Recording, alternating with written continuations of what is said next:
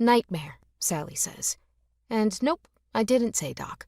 Stanley gets a look whenever she calls him Doc, because he once told her, when she asked about the look, he finds her jocular, jokey tone is often a way of distancing. Stanley presses, "Is it that you don't know what this thing in your dream, nightmare, was? Or you can't remember what it was?" "Why are you looking at me like that?"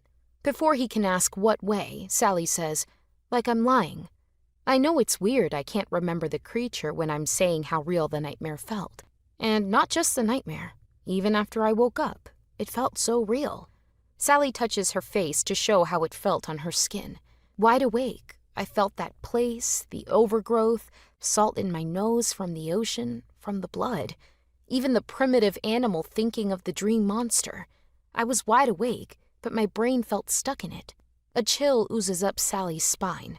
She wants to run. Stanley knows Sally's a master at freaking herself out. "Feel yourself in your chair."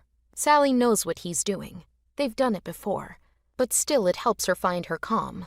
Sally first saw Stanley for a year way back in high school when a dogged self-consciousness appeared and wouldn't leave. Until then, she'd just been a person living her life. But in 10th grade, she found herself constantly fixating on things that before then were invisible non-issues.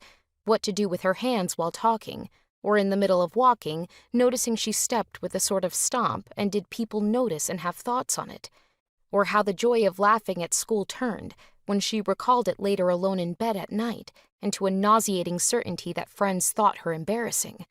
Her thoughts were then hijacked by a cascade of worries that people were hiding their real feelings. There was the daily agony of her mind fixating on the grotesque nature of chewing, but Stanley helped her to be less in her head.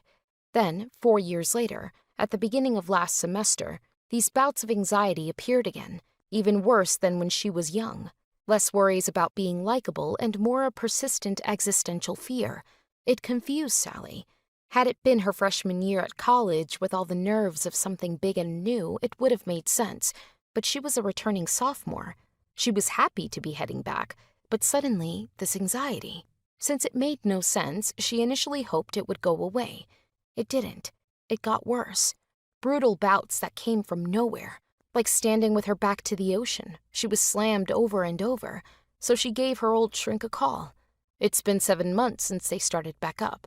Stanley directs Sally to feel her body in the here and now, locate objects in the room to ground her, to separate the fear, made up, from the moment, reality.